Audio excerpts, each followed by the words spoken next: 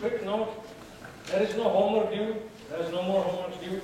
Okay, we are done with your last homework for this class. Okay, done. All right. We will have a review session, as I mentioned. Probably will be either Friday or Saturday. I will record these sessions if people cannot make it. Certainly record it and post it on card. Thursday seems to be a little tricky.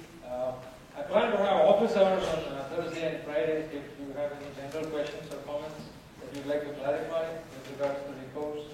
I'll send out the times on card. Okay, send out the times by announcement on card. No homework anymore.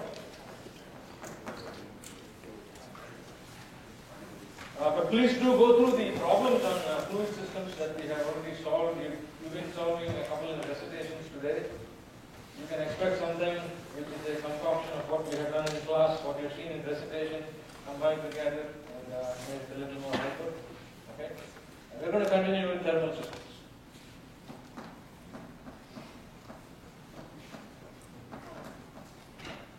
So last time we looked at the fundamental law for thermal systems, which is the conservation of energy, or the first law of thermodynamics, essentially. So dE by dt, q dot in minus q dot out, or q dot net, w dot net. Okay. For us, there is no w dot net because we assume that the systems that we are interested in, especially from the dynamics point of view, there is no work interaction. If there is, one can account for it, but we will not worry about it for the time being, so ignore it. And dE by dt, there are changes due to potential energy and kinetic energy within the system, which we also ignore. And this boils down to just a change in the thermal energy of the system. Okay, so this is just going to be dE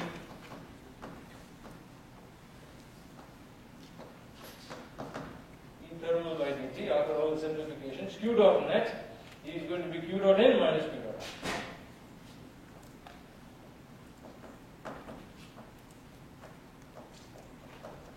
The dot implies that there is a rate of transfer taking place. Q Q dot, as I said, is the rate of transfer of energy due to heat. W dot is the rate of energy transfer due to work interactions. We can ignore that for the time being. Alright, we also came up with an expression for thermal energy of the system.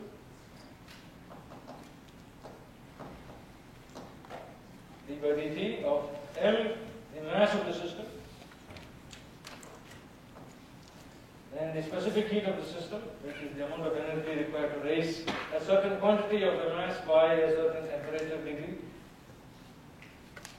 That's a Cp, specifically at constant pressure. Then I'm going to have T minus T reference.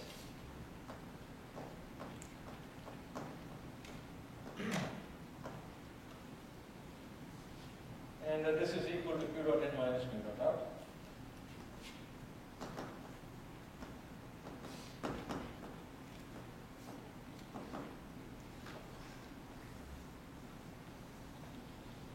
And this is the foundational equation that we're going to be making use of to solve that one particular problem that I want to solve today. Okay? So you're going to see a total of 2 problems on thermal systems. One that I'm going to be solving in class today. One that will be there in the practice exam that will be posting in a day or so. The problem that I'm going to ask in the final exam is going to be something resembling those 2, because we have not spent enough time delving into the details of thermal systems. Okay, so from that perspective, problem from thermal system should be the easiest to crack in the exam. Okay?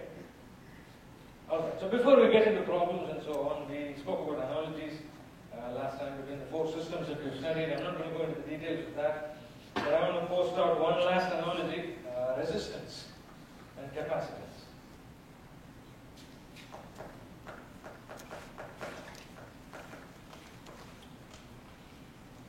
Or thermal resistance elements. We've seen that if you have a conductor, a metal wire, the metal wire resists the flow of current through it. And there is a certain amount of resistance that is there when current flows through the metal wire, and then this is dissipated in the form of heat and light.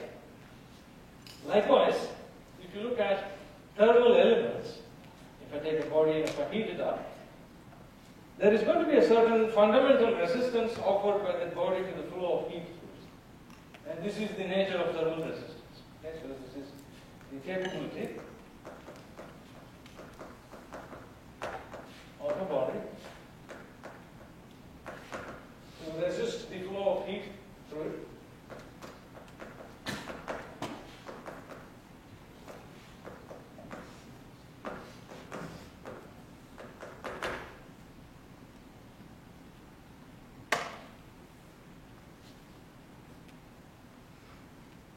Alright, so from the point of view, in order to develop thermal resistance, I'm going to call upon the resistances that we have seen so far.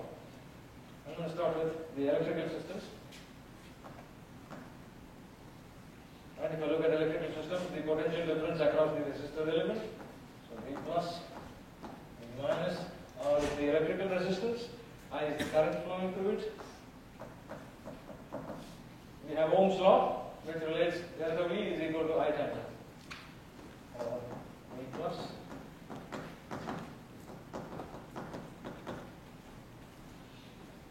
This is for electrical systems. We also looked at the idea of fluid resistance.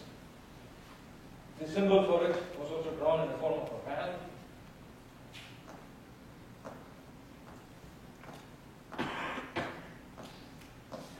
I have a pipe. Fluid is flowing through the pipe. Depending on the nature of the surface inside the pipe, depending on the nature of the fluid, there is going to be some interaction between the pipe and the fluid, and this is going to result in some amount of energy dissipated in the form of fluid friction. The driving factor in fluid systems is the pressure difference, so P plus, P minus. The flow variable is the mass flow rate. Qm, which is a function of time as well, like I have current as a function of time. Fluid resistance we labeled as R as well. And the basic analogy was that if I have laminar flow, which means that the fluid is flowing in nice smooth layers, then I have a linear relationship between the mass flow rate and the pressure difference.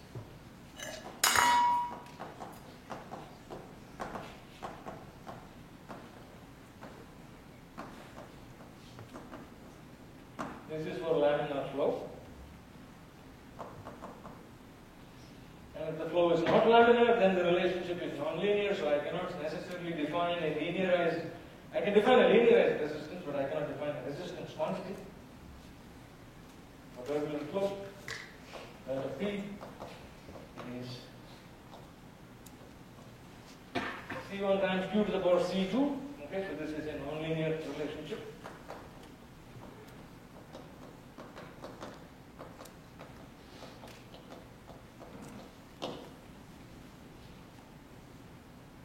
But the foundational analogies are the same. Voltage difference is the driving force of the effort variable here, and then pressure difference is the driving force for fluid to flow through. The flow variable is the current, and in this case the flow variable is the mass flow rate itself. And we can extend this idea to thermal systems by defining what is called as a thermal resistance. Once again, I'm going to call it as R. And typically the symbol is the same as that you do for the use for an electrical system. Now the driving force is the temperature difference. The flow variable is the heat transfer rate, Q dot. And so obviously the relationship should follow suit from the analogies between the different systems. I'm going to have T1 minus T2 is equal to Q dot times R, where R is the resistance of the thermal element.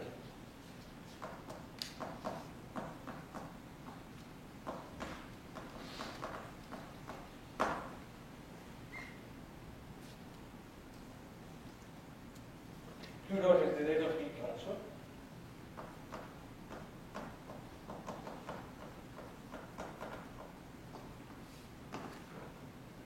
And delta T is the temperature difference. Of course, you can do the same thing for mechanical systems. The force is the damping constant times the velocity difference, or the net velocity across the damping element. If you want to extend the analogy to mechanical systems.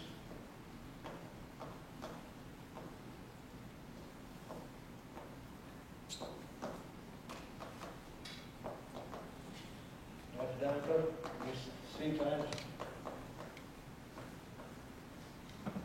delta X dot. Okay, so these are my boxed up equations.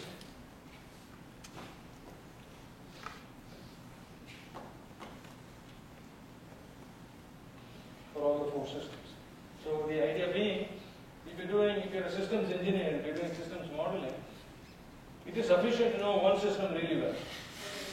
I can take everything else from that system in the form of point of view of analogies. Okay? Now Q dot for the thermal systems, this depends on the mode of heat transfer that is taking place. There are different types of modes of heat transfer. Okay? So Q dot for thermal systems.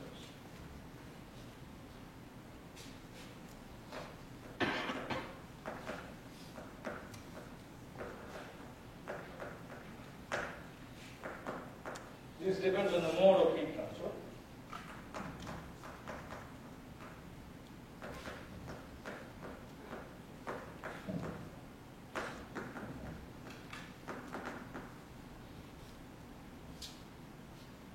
You will all be taking, as any graduates, you will all be taking a heat transfer course towards the end of your senior year and teaching it next semester. You will learn more about the different modes and much more detailed mathematical sense. If you think system dynamics is mathematical, go to heat transfer. Okay? I want to present to you a very, very brief story of the different modes. A very brief idea, brief description of the different modes. First mode is called conduction heat transfer.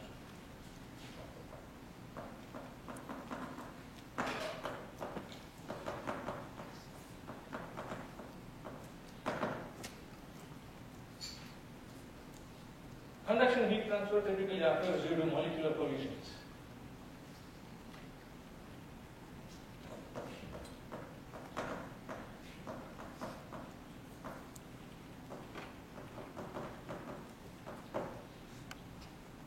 It can also occur due to lattice vibrations.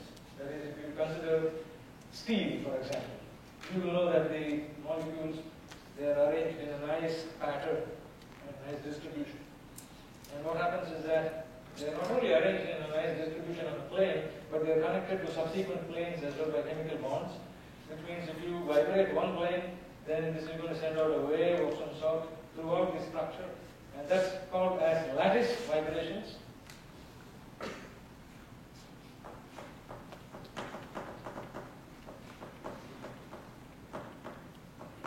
Collisions typically taking place within a gas or the interface of a fluid and a solid. Okay, so that's typically the collisions that will take place there. Depending on the solid, you might have free electrons or not. So most of the time in solid structures, you're going to have lattice vibrations as the main mode of heat transfer.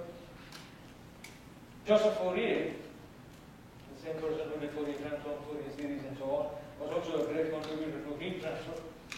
And Fourier developed an equation that enables us to understand the conduction heat transfer taking place through a medium of a certain thickness. Okay? So consider a solid body.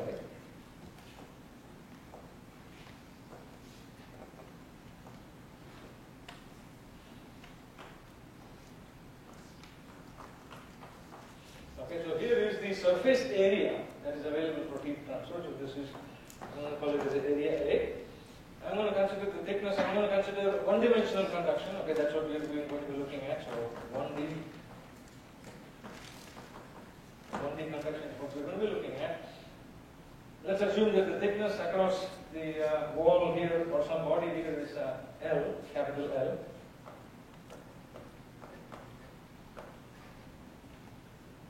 It is possible that the temperature on one face of the solid body is some temperature T1.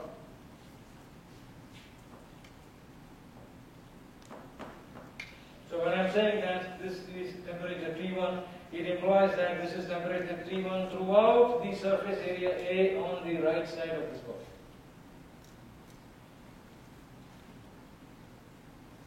Okay? And I'm going to assume that on the opposite place there is another temperature T2.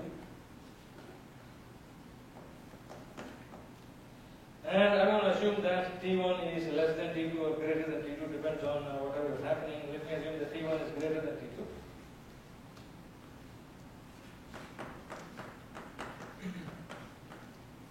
Which immediately should ring some bells in our mind, because this tells me that there is a spatial temperature difference. If I have spatial temperature difference and if I have time dependence on temperature, then obviously the governing equations I'm going to end up with are partial differential equations. We don't want partial differential equations in system dynamics. So we're going to go forth and then we're going to say that, okay, this is not going to be the case for certain problems, so bear with me for the time being. Fourier's law says the following.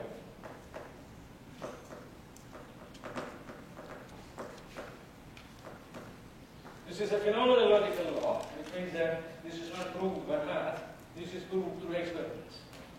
Okay? So Fourier's law says that Q dot, this is for steady, 1D conduction. Steady meaning that the temperature of one phase is, this is no longer a function of time, this is just a function of space. Okay? It's uniform throughout that particular surface area. Q dot is going to be proportional to the temperature difference between the two sides. I'm assuming T1 to be greater than T2, and this constant of proportionality can be given in the following manner.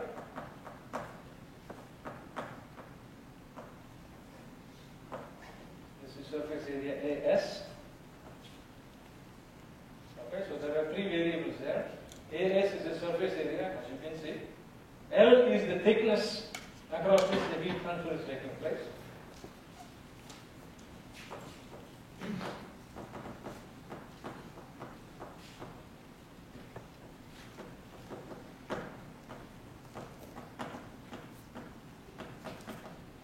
And K suffix T is called as the thermal conductivity of the material. It's a material property.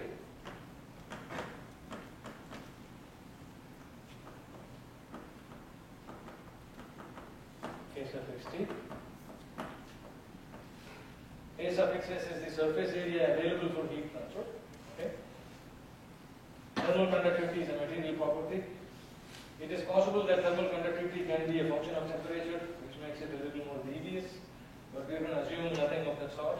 We're going to assume that it's a material constant, okay, for the most part. And this assumes that temperature T1 is greater than T2, when the temperatures become the same. What is the conduction rate of heat transfer? It is T2. So this is typically depicted by this kind of an arrow, which says that T1 is at a higher temperature, T2 is at a lower temperature. The temperature is going to, the heat transfer is going to take place from the right side to the left side. Okay, so that's one mode of heat transfer. And I want to make a quick mention of this here. We know, look at thermal resistance. Q dot is R times T1 minus T2, or sorry, R divided by R. Right, from the notion of thermal resistance. So if I do the comparison between the two, I can obtain what is called as a conduction resistance, or resistance to conduction heat transfer. Okay, I'm going to call it as R conduction.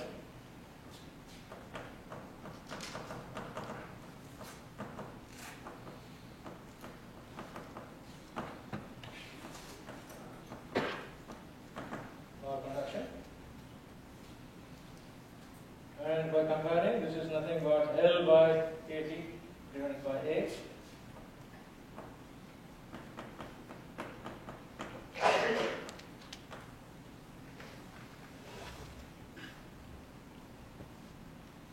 L is in dimensions of meters or dimensions of length. Area is in dimensions of length square. K suffix T, units, I guess I forgot to mention, Q dot is measured, it's a rate of heat transfer, rate of energy transfer. Energy is joules. Rate of energy transfer is joules per second or watts. Okay? This is measured in watts.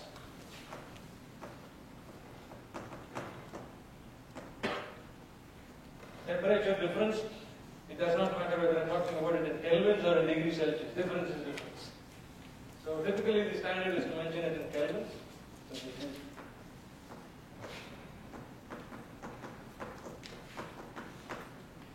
Kelvin K. And so if I say that length L is in meters, the SI system, this is in meters square, then the unit for thermal conductivity becomes watts per meter times Kelvin.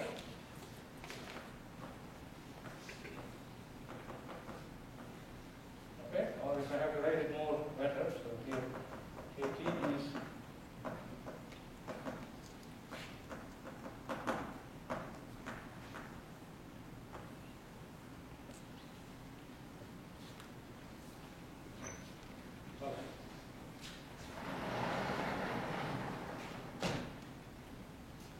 that's the first mode of heat transfer. It can be a function of time, it can be a function of space, which means that in reality this is a partial differential equation which relates the change in temperature with respect to the spatial coordinates. It's going to be a three-dimensional equation. It's a vector, because I'm going to have spatial differences in x, y, and z, for example, or r, theta, and z, cylindrical polar coordinates, or spherical polar coordinates, depends on what you use, Cartesian coordinates. For us, it is a very simple, silly equation. Second mode of heat transfer is convection.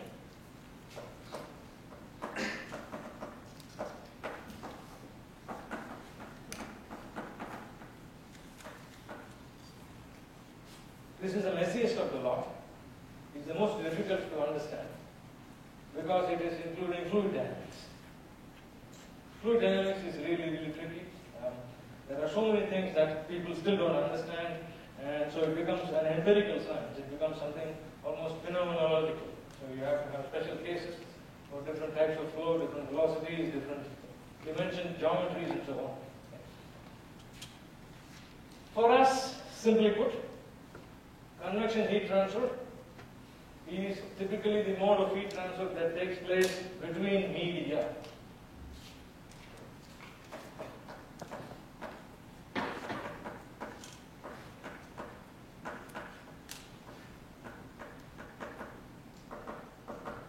that is fluid and solid.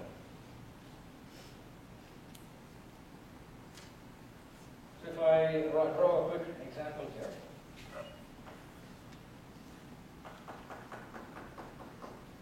I have a flat plate. It's the easiest of the lot. It's a flat plate flow. I have some fluid that is flowing across the flat plate.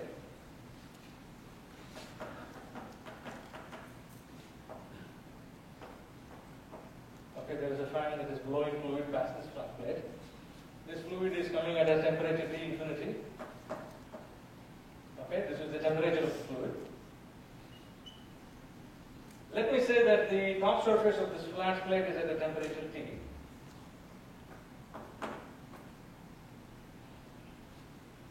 It is possible that the flat plate is at a temperature greater than T.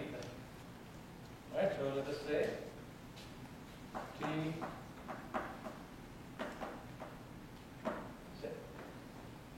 which means, one thing you got to always understand, and I'm sure you do, heat flow is always from a higher temperature to a lower temperature, which means that heat flow takes place across a negative temperature gradient. Okay, so it is enough to understand it's from a higher to a lower temperature always. So if I have fluid flowing past this flat plate, I'm going to have some amount of heat transfer taking place from the surface of this flat plate onto the first layer of the fluid that sticks to it.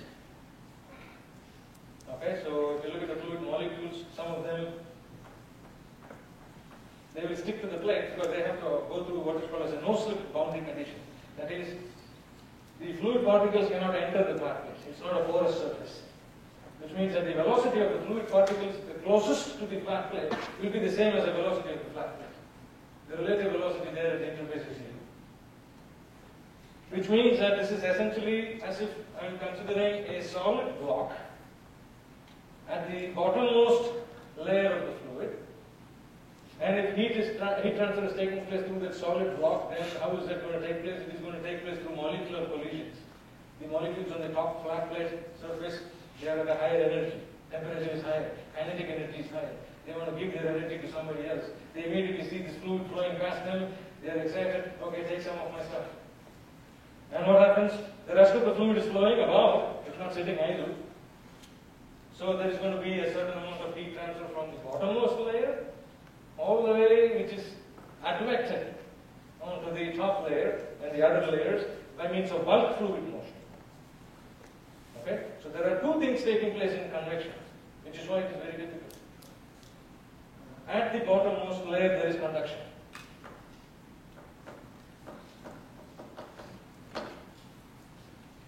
But then the layers of the fluids are getting heated up, heated up, heated up. There is fluid flowing past, which means there is going to be some mixing taking place, which means there is going to be bulk fluid motion taking place.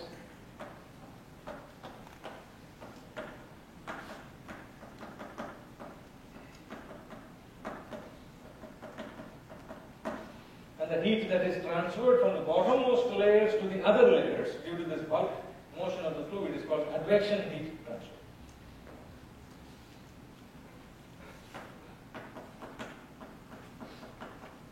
And this entire situation is called diffusion. Diffusion is conduction plus advection, or typically convection. You can have a better name for this. Convection is a combination of conduction and advection. Okay. All of this is completely dependent on so many factors. It depends upon the velocity of the flow of the fluid. It depends upon the geometry of the plate that the fluid is encountering. It depends upon the surface roughness of the plate. It depends upon the viscosity of the fluid. It depends upon the density of the fluid. If it's a compressible fluid like air, it depends on the temperature and the pressure of the fluid and the interface itself. So all of these things make it a really deadly problem to study, which is why Newton, Isaac Newton, came up with a very, very simple way of modeling convection heat transfer. Very simple equation. This is called the Newton law of cooling.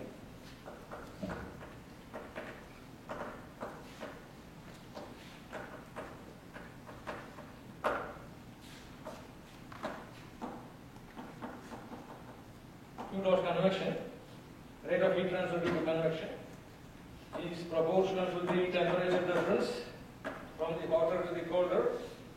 And there are all these factors factors that nobody understands, nobody wants to know, so you just lump them together as one constant, call it by the name H, and go on your merry way. There is so much that goes into obtaining the value of H. AS is the surface area of heat transfer, so that's essentially all of the area available for heat transfer.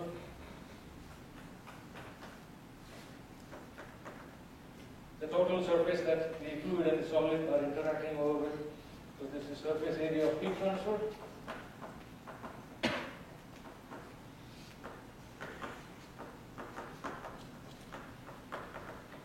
And H is called as the convection heat transfer coefficient.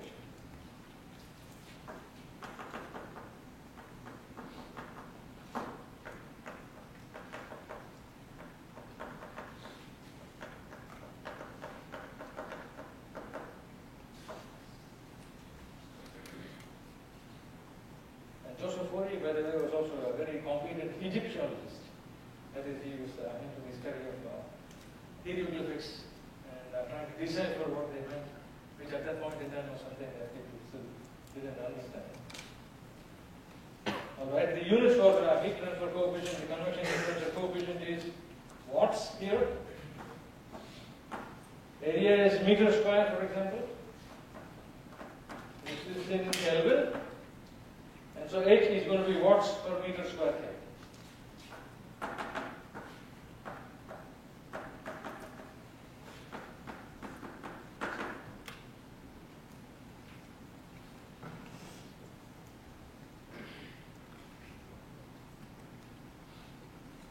And H is sometimes a function of temperature. Most times it is a function of temperature. It's a function of all the flow parameters as well. So this is obtained through experiments. Okay, so this is an empirical value.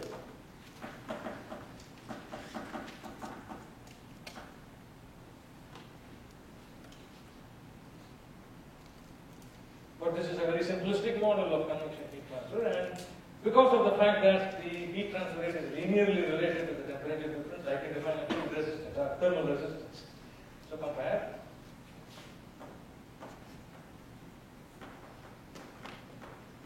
You got delta T by R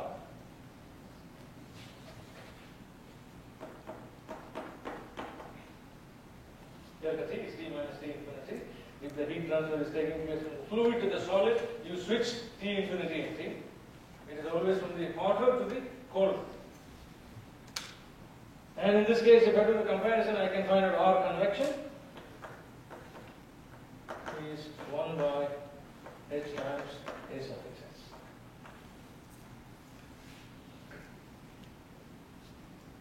So there are two thermal resistances that we have defined, which is solely based on the fact that convection heat transfer is linearly related to the temperature change. Convection rate of heat transfer is also linearly related to the temperature change using Newton's law of cooling. There is a third mode of heat transfer which I'm going to defer until the end of this lecture because I want to get to a problem.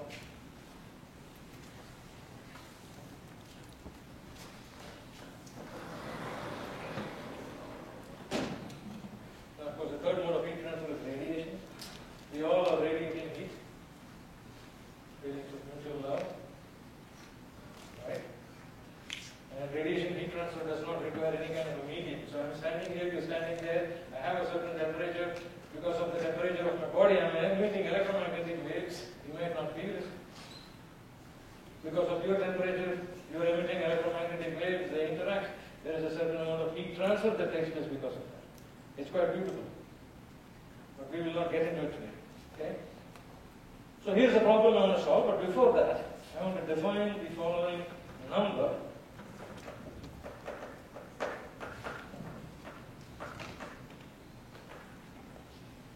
Fluid mechanics and heat transfer is a subject full with numbers. Reynolds number, the Nusselt number, the Biot number, the Weber number, Mach number, you call it, you have it.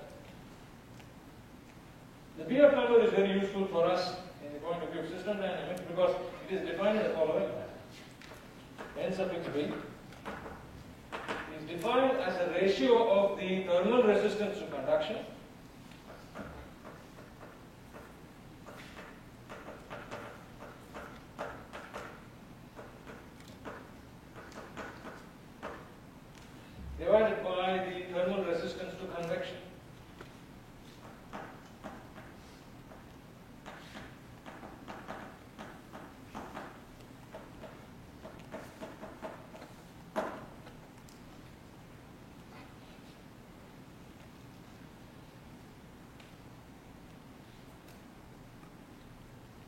What's our problem? Our problem is the following. Temperature is a function of space and time.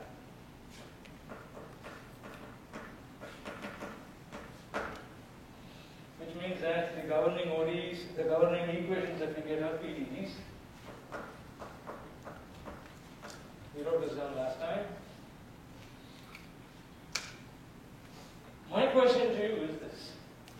My last question to you for the semester. Who said the exam? I will be there for the exam. That's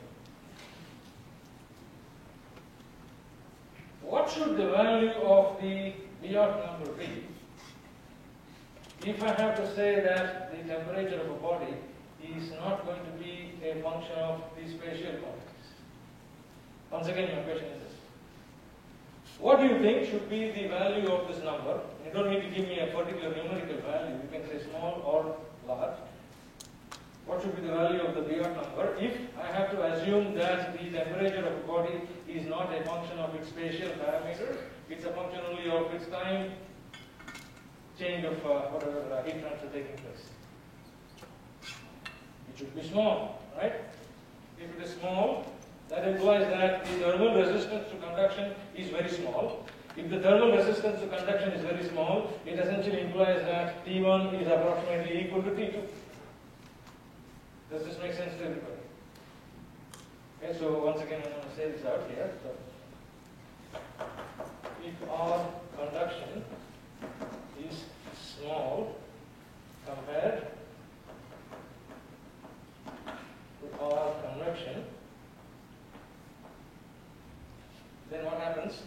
If I look out for conduction is T1 minus T2 divided by Q dot. Right? This is the basic definition of thermal resistance.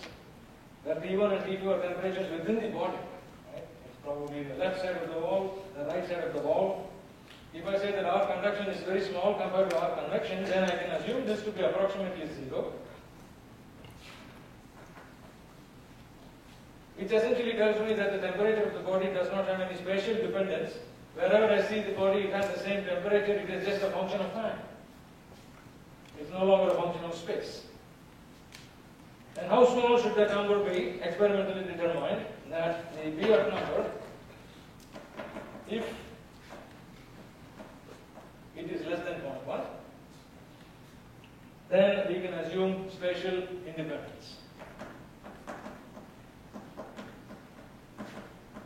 Temperature is independent of the spatial dimensions.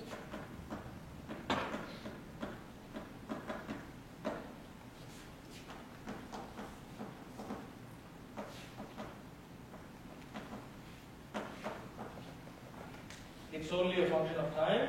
The governing equations that we end up getting will be ordinary differential equations. We know all the techniques in the world to solve ODEs for linear systems. All you need to know is Laplace transform. What exactly is the Biot number if I substitute for our thermal conduction and convection? So NB is our conduction, our convection. We have an expression for our conduction, L by KT times A suffix S.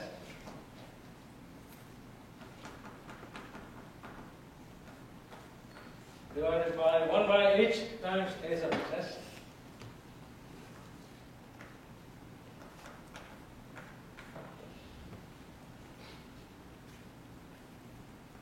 If I consider the body where the heat transfer is taking place, so let's say something of this kind.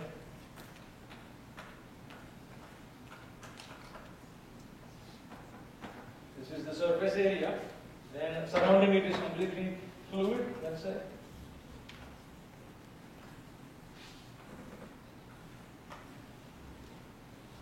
Can have one side surrounded with fluid, the other side maybe not surrounded with fluid, depends. I'm assuming only one side in this sense. So if I simplify my Biot number, it becomes the following. The area times the soft. This is going to be L times H by K. So for a given problem, if you calculate this number, I'm going to summarize it here.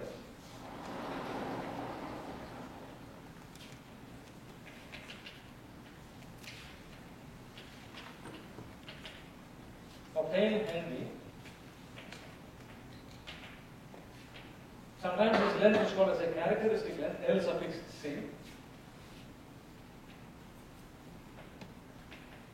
where LC is the ratio of the volume of the body to the area of heat transfer. LC is characteristic length.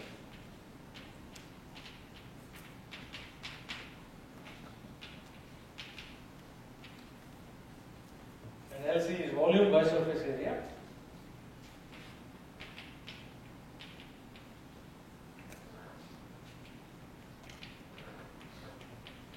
Of the body.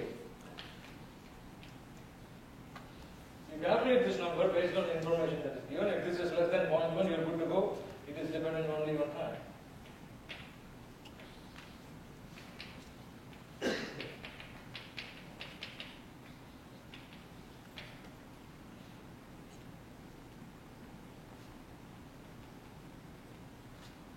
Does this make sense to everybody?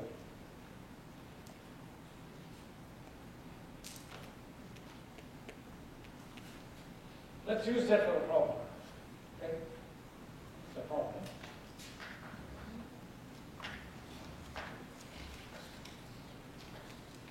Tub filled with fluid.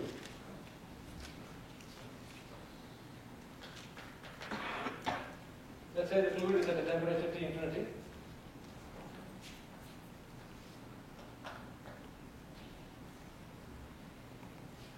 I take a sphere, let's say made of steel or something. I heat the damn thing, increase its temperature to a very high value, and I take it and throw it into the sink. This is a fluid sink, right? Essentially, it is going to suck all the heat out of the sphere. So I'm taking a hot sphere and throwing it inside here. Okay? The sphere was initially at a temperature Ti. Let's give it some numbers. Let's say the radius of the sphere is 6 millimeters. Okay, then initial temperature Ti, 1500 degrees Celsius. That's very damn hot. Let us assume that the fluid has a certain convective heat transfer coefficient value. So let's say that H for the fluid is 25 watts per meter square Kelvin. Let me assume the thermal conductivity of this sphere is some 66 watts per meter Kelvin. Let me assume that the temperature of the fluid, this is a quiescent body, which means that it is so vast compared to the size of the sphere. It's like I'm taking a very hot sphere at 1500 degrees Celsius and putting it inside the ocean. What's going to happen to the sphere? It will sink, first of all. It will also cool down. It will reach the temperature of what? It will reach the temperature of the ocean. And it's a first order system, as you can see. Okay? So, let's say that T infinity is 350 degrees Celsius, not that it matters to us in anything. Should be lesser than the initial temperature, of course. Or it can be greater than the initial temperature, who knows? But this is what is given to us. Come up with the dynamic number.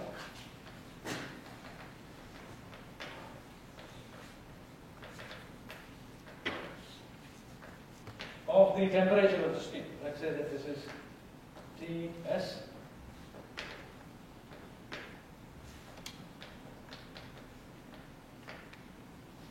It's a very standard problem, right? I mean, I have this really hot body, I have this large tub of fluid, I take that fellow, throw it into that. After 4 time constants, remember, first order system, we'll end up in the first order system. After 4 time constants, I'm going to reach steady state. 4 time. Remember that. We'll see.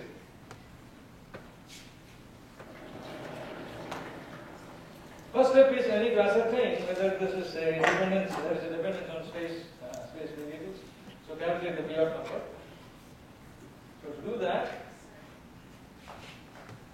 I need to calculate the characteristic length. It's a sphere, volume of the sphere, by the surface area available for heat transfer.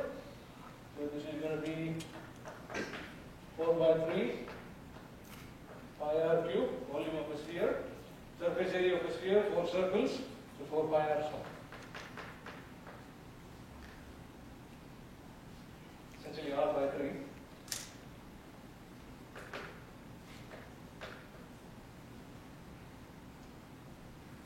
Which is 6 millimeters divided by 3. Right, so that's 2 millimeters or 2 times 10 to the power minus 3 meters, hopefully. Then I take my creature, the Biot number, and I exercise that guy.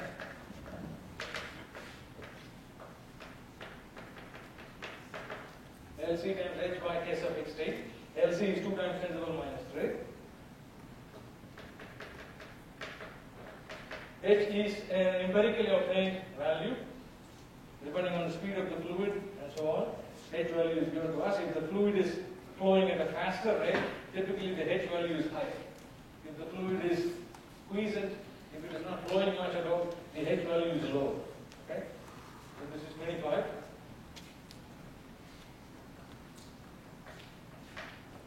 Divided by 66. This is obviously going to be less than 0.1 if you crunch the numbers. I'm not going to do that.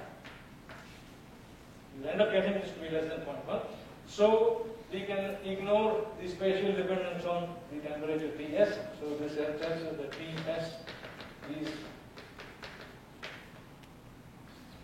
function of time.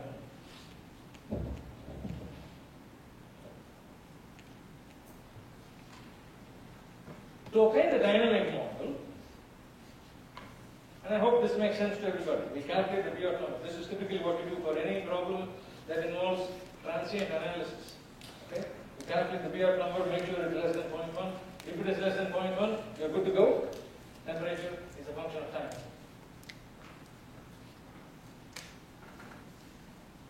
I come up with the model by making use of the energy equation, or the first law.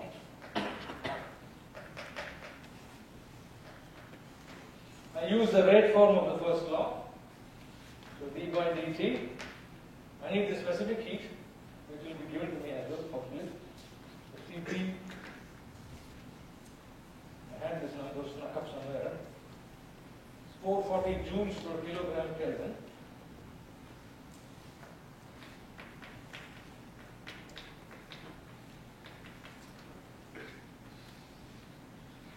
So I need to supply 440 joules of energy to increase the temperature of 1 kilogram of this sphere by 1 Kelvin. That's what the number is. Okay, it's a quantified number, experimentally calculated number once again. So d by dt of mCp Ts minus T reference. Who cares about T reference? I don't, because it's a constant. It's not going to be differentiated with respect to time. Can be any other time. Okay? On the right hand side, you dot in, you dot out.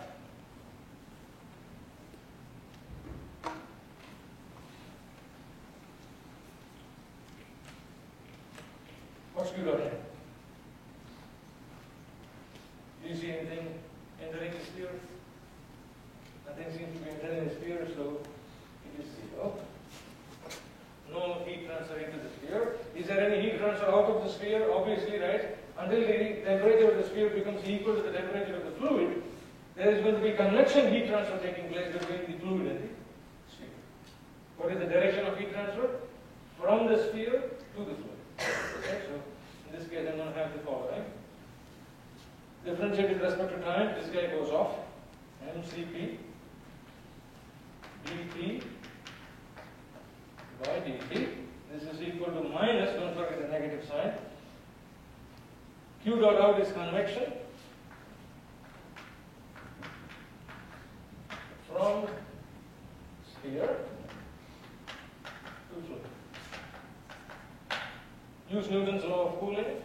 H times the surface area, A suffix s, of the sphere, which is 4 pi r square, multiplied by Ts minus T infinity.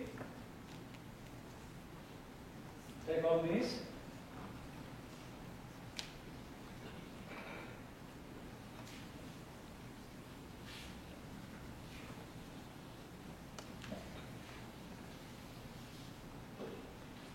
This is a first order system. Okay, so I'm going to have the following. LCP divide through by H and A suffix S. BTS plus ES is equal to T infinity. Standard first order system. All this is tau. T infinity is a constant. If it is a constant, what type of an input is it? The step input to the system, right? So this is a step response.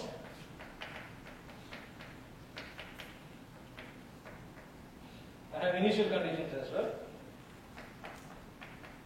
You can refer to some of my lecture notes where we have derived it, or you can use Laplace transforms and derive it yourselves.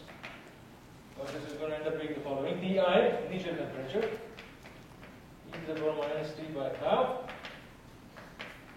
magnitude of the step input, which is T infinity in this case, minus T infinity times T by tau. What is this part of the solution called?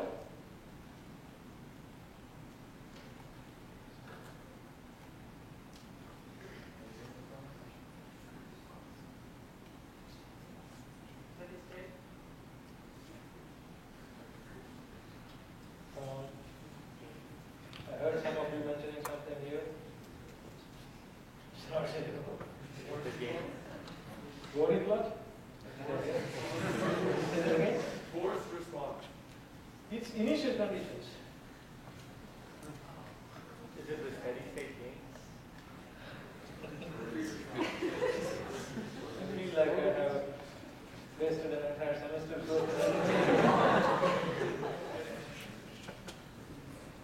Yes, don't hesitate. It's fine to make mistakes. That's completely fine. No, you made your hand up. No?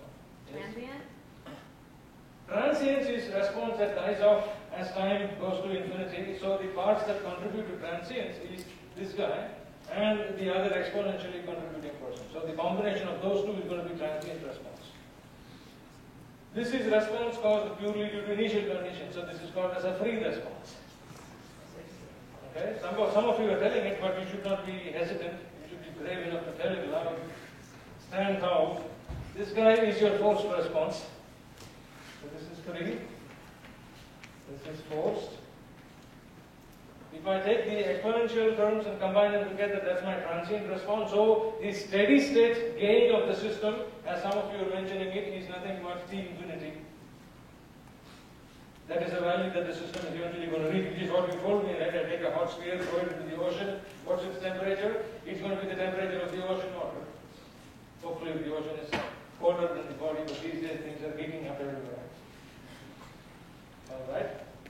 I want to mention two more things. I have 2 more minutes. So that's the system model. First thing. This quantity here is called as the thermal capacitance of the system.